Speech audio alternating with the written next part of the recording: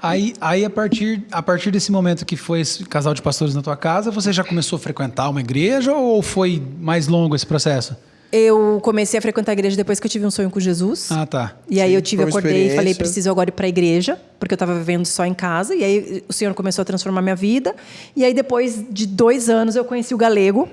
E foi de Deus, né, amor? Meu Deus.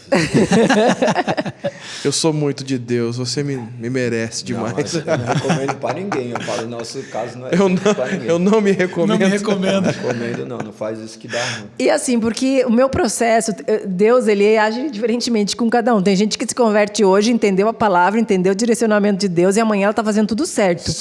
Eu fui aos poucos, assim, como eu vinha do mundo muito... Graças a Deus por isso também. O processo faz parte. Graças a Deus, sim. porque uma crente não poderia namorar um cara que nem eu, nem lascando. Abraçaram junto o processo. Não poderia. A gente abraçou junto o processo. E eu, como eu vim de um mundo onde eu tinha adrenalina e dopamina, né, liberado muito facilmente, porque eu vivia muita intensidade, muita intensidade, eu via muita intensidade. Quando você volta, assim, para mim não foi de uma hora para outra. Eu tive que começar a ter entendimento realmente das coisas. E quando eu conheci o Galego, eu tinha 2 anos de convertida. Mas eu ainda não sabia o que realmente era santidade, sabe? Não sabia nem que eram os evangelhos. Eu não sabia evangelizar ninguém, É que a verdade sabia. é que você teve que começar a encontrar contentamento naquilo que é ordinário. Acho que o maior desafio nosso, para todo mundo, porque todo mundo, por exemplo, alguém que não vive uma vida como a sua, ou que não vive, por exemplo, um ministério, entre aspas, relevante, exposto, vamos falar assim, que relevante é quando o ministério funciona em Jesus. Isso é relevância para mim. Mas quando você não tem algo exposto, algo de fama, todo mundo busca, muita gente busca por isso. Mas, cara, o segredo de encontrar o contentamento naquilo que é ordinário, no seu dia a dia, no seu casamento, na sua filha, no seu filho, no seu marido, na sua família, no seu amigo, naquilo que Jesus faz todos os dias, nos testemunhos de transformação de uma família, sabe? Naquilo que Ele fez com você, indo para o trabalho, no ônibus, no carro, no trânsito, na padaria. Isso é real vida em Jesus. É isso que vale a pena, é isso que é a verdadeira vida. Não são os acontecimentos, é o ordinário. É o dia a dia que te dá base, que te dá experiência em Jesus. Cara, com certeza deve ter sido muito difícil para você encontrar esse lugar, né, de contentamento. Quando eu conheci o Galego, eu ainda estava sendo evangelizada, não tinha o mínimo capacidade, e Deus não quis que eu tivesse, porque quem dá capacidade a Ele, de evangelizar alguém. Sim. Porque eu nem sabia, eu estava sendo evangelizada, estava conhecendo Jesus. Eu não tinha como, por exemplo, chegar e falar, Galego, você conhece Jesus? Se nem eu conhecia, eu estava conhecendo. Mas como eu ia falar isso para um cara que nem falava de Deus? Eu vivia o ateísmo, né? Exatamente, então, exatamente. Já não falava e uma nada. Pessoa que vivia de argumentos, com certeza. Mas quando eu conheci ele, o primeiro dia que a gente foi correr no parque, porque a gente se conheceu no Ibirapuera, né, no treino, que o Galego fazia parte, legal. Ele vai contar agora. Eu lembro que eu saí para correr com ele, e aí ele falava que era o sol, o mar, a lua, né, o universo. E eu não sabia como falar de Jesus para ele. E eu não sabia. A mãe natureza. A mãe da natureza. A mãe natureza. Gaia. Mas aí eu cheguei em casa e liguei para ele e falei assim, eu tenho um propósito na sua vida. O propósito não era nada, ficar com ele. Não era. Pra cima de mim, mano. Pra cima de mim, rua, mano. Só Deus e avião, irmão. Você acha que eu falei, ela tá falando de Deus. Mas no fim deu certo. Eu pensava assim, o cara, ele era ela um cara... Ela foi usada ali pelo Espírito Santo. Sim, com certeza. Ele ia lá pra Praça da Sé entregar comida pros moradores de rua. Passou o Natal lá na Praça da Sé. Eu falava, esse cara é muito... Passou o Natal? Vivia princípios sem saber. Aí eu falei, esse cara é muito legal, eu preciso falar de Jesus pra ele, mas não sabia. Daí eu falei, eu tenho um propósito na sua vida. Ué, é verdade. Fala, Deus. Se saiu bem. Fala agora, bobalhão. Aí ele, agora propósito, vamos ver o resto. O que acontece é que a galera olha pra uma pessoa que se denomina ateu e acha que é o demônio. Daí, não. As pessoas, não, mas isso daí é natural. É natural, ainda mais ligado, olhando do ponto de vista hoje do qual eu me encontro... Conversando, quem você vai conversar, você imagina justamente isso. E o ateísmo, ele no final das contas, ele está negando se curvar a esse Deus que professam. Por quê? O próprio ateu, quando ele vai ver, por ele não conseguir explicar, ele vai encontrar alguma justificativa que nunca vai ter fim. Vai chegar aí Big Bang, daí fala Big Bang, daí fala, mas da onde surgiu o Big Bang? Daí vai entrar... Sempre vai estar buscando uma teoria. Vai entrar em milhares de formas para justificar que o Deus que eles estão falando não é o Deus que eles vivem.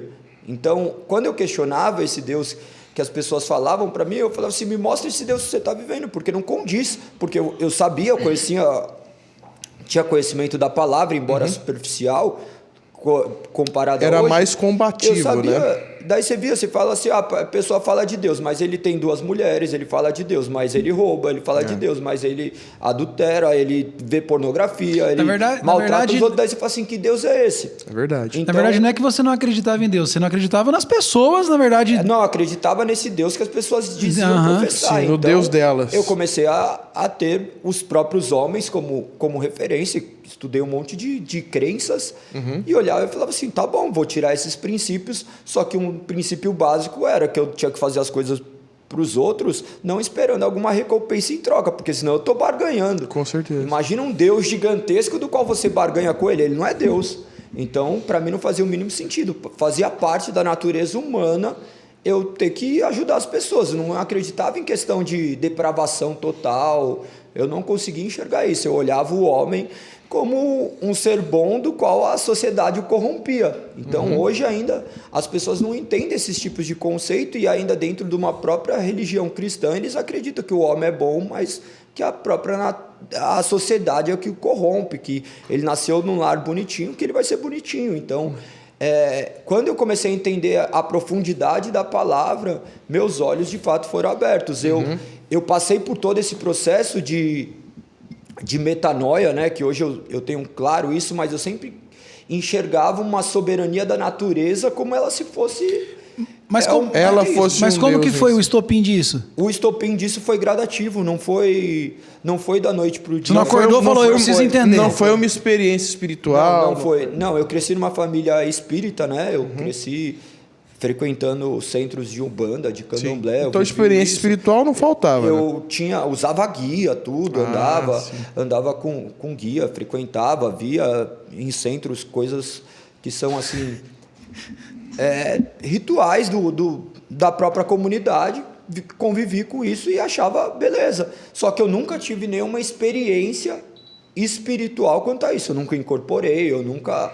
vi nada, os outros faziam, via as coisas e para mim era tudo beleza, cada um tava. Eu fazia dentro de casa, dentro da nossa casa tinha isso. Minha avó, meus tios, todo mundo vivia isso, meu pai, meus irmãos. Mas beleza, nunca aconteceu nada comigo, fui vivendo isso. Chegou uma época que eu peguei, já comecei a questionar algumas coisas que aconteciam, porque eu via dentro da minha casa meu pai, que tinha 2 famílias, morava dentro de casa. Caramba. Eu vivi igual, então não posso julgá-lo, porque eu também vivi a depravação das piores formas possíveis quanto à questão de relacionamento. Então, mas eu olhava e algumas coisas para mim não eram muito congruentes, né? Tipo, professar uma fé. Ele vivia a fé católica, que ele tinha sido coroinha, e vivia a fé espírita. Então, era uma mistura, né? Aquele misticismo natural da nossa cultura. Então, ele vivia tudo isso e eu olhava para minha família com muitas coisas erradas, olhava ao redor, tudo errado. Não fazia sentido. Aos meus olhos, falava assim, calma aí, mas um Deus não é isso. Eu falei assim, deixa eu questionar. E entrei na faculdade de Direito. Um ano antes eu tinha ido morar no Japão, e quando você começa a morar longe, você começa a refletir acerca de um monte de coisa. Li algumas mais coisas, sozinho, né? Li algumas acesso a outras culturas. Daí eu comecei a ler algumas outras coisas também, daí você começa a acessar a questão de budismo, de outras filosofias assim, você começa a olhar e fala assim, calma aí, isso daqui começa a fazer sentido. Quando eu volto, entro na faculdade de Direito, daí você começa a estudar o direito canônico, a formação das leis, você fala assim, aí, tá vendo? As leis são justamente uma forma de dogmatizar o homem para que o homem não se destrua. Sim. Então daí você vê a lei de Talião, olho por olho, dente por dente, do qual é preconizado dentro da Bíblia. Você vê que todo ordenamento jurídico passa pelo crivo bíblico, né? As testemunhas, a questão de reparação de danos. Então, você consegue encontrar hoje, olhando para o direito, princípio. Você vê o princípio praticamente embasado nas escrituras. Eu falava assim, calma aí, não tem esse Deus que estão falando aí, não. Daí eu falava assim, não, então eu sou ateu. Eu não queria falar que era agnóstico. Então daí eu falava assim, ou tem ou não tem. Então para mim não tem. E eu olhava e me curvava diante da natureza. Muita gente não teve acesso, não sabe a diferença entre ateísmo e gnosticismo. O ateísmo é aquele que preconiza que não existe um Deus. O agnóstico é o que fala que não, por não existir, que pode se comprovar. Pode ser que exista, pode ser que não exista. Muitos creem numa força, mas... Sim. E daí é ficar em cima do muro. Uma força motora, vamos Ela falar não quer assim. pensar nisso no momento, né? Tipo assim, É mais ou menos isso. Fala assim, ó, fala o que quiser. Eu já Não, queria... eu tenho um contexto da família que fala, olha, eu creio que existe uma força motora e a gente não sabe o que é, nunca vai ser, que não é esse Deus que fala. Ponto. Pra ela é isso. Perfeito. Daí o meu já era, não tem. Não tem, pronto, Ateísmo. acabou. Era só a natureza e acabou. A natureza... Morreu, é esquecimento, acabou. E acabou. E olhava... Por quê? Mas é triste pensar nisso aí. Imagina que eu me deparava com uma visão onde morria e renascia.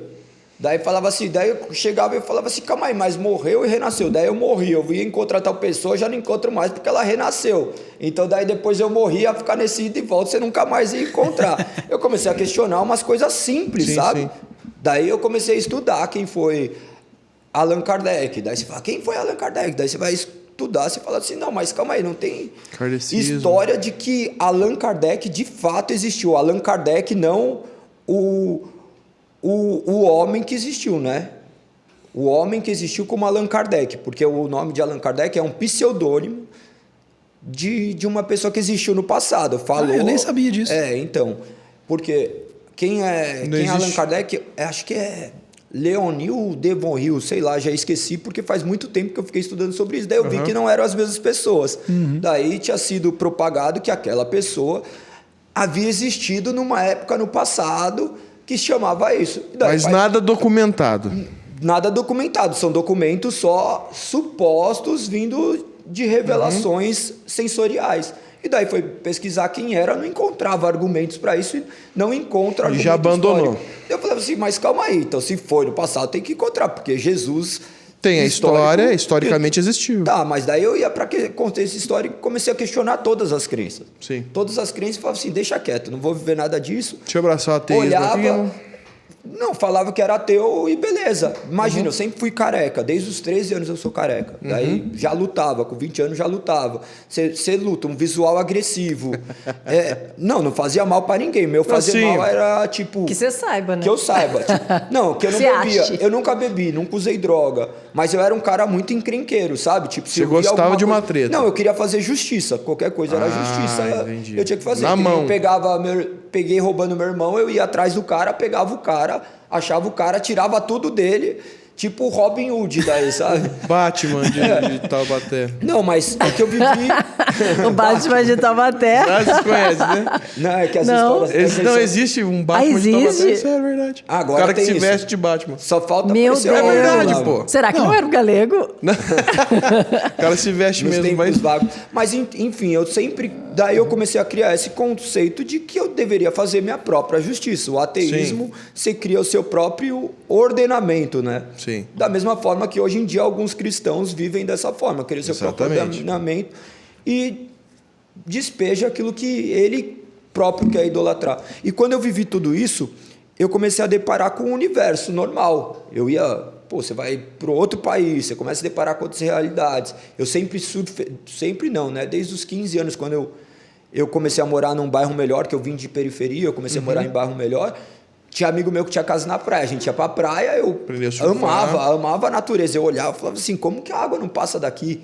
Olhava e ficava questionando Uma essas pira, paradas, né? e olhava sempre com um ar sobrenatural para tudo. E me deparava com essa realidade que o mundo era o que estava. Eu tive uma filha daí, do primeiro relacionamento, beleza, tudo ok. Casei na igreja, mas casei só para cumprir uma formalidade.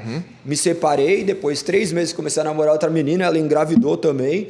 Daí chegou, eu falei, não, chega. Deixa não quieto quero, isso aqui. Não quero mais ficar me envolver com... Tem um monte de filho. Daí Deixa ficava quieto. com uma, mas com um monte. Só que tomava os cuidados que eu achava que tomava. Precauções. Né? Aí chegou, essa filha é uma filha especial que eu tenho, ela teve que operar o coração. Na segunda cirurgia, o médico falou assim, ó, brinca com ela como se fosse os últimos dias. Caramba! E daí eu falava assim, beleza, tá bom?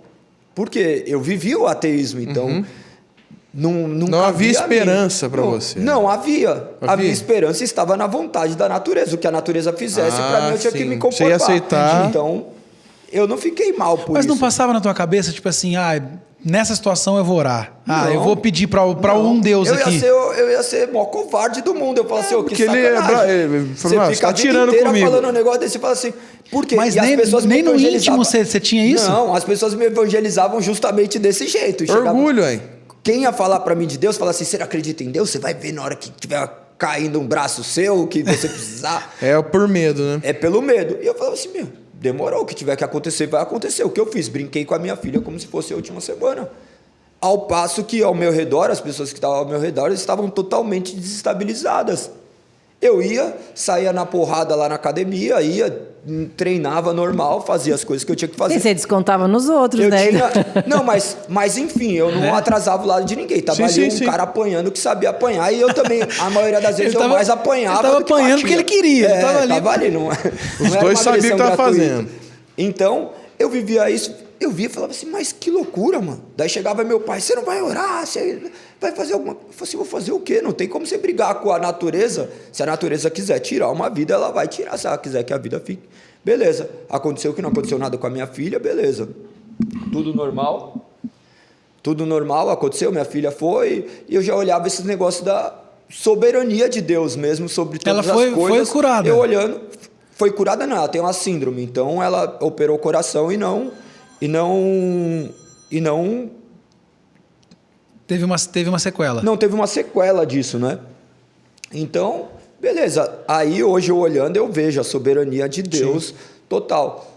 Eu vivendo tudo isso, eu vivi uma vida de adultério, eu tinha um relacionamento com essa mãe da segunda filha, chegava que eu sempre tinha uma vida toda bagunçada. Sim. Chegou uma hora assim que ela começou a ficar com outra pessoa e eu falava assim, não, agora vamos ficar junto. E ela não queria, fiquei lutando contra isso, falei assim, vamos ficar junto. Daí quando eu fiquei junto, eu vi que não era isso também que eu queria, só que isso daí me gerou um negócio falando assim, olha aí, você viveu uma vida toda de adultério, agora que você vive isso daí, você fica desse jeito. Então, era a lei da semeadura que eu sei hoje, né, de Gálatas 6:7, mas eu sempre acreditei daquela forma de que a que se faz, a que se paga, sabe? Então, deixava e falava assim, não vou mais trair. Então, Deus já foi trabalhando minha vida aos pouquinhos, sabe? Olhando para trás, eu consigo ver as mãos de Deus, mesmo eu estando completamente distante dele. Em nenhum momento deixou com que eu visitasse realmente os lugares profundos da vida, assim, da vida sem Deus.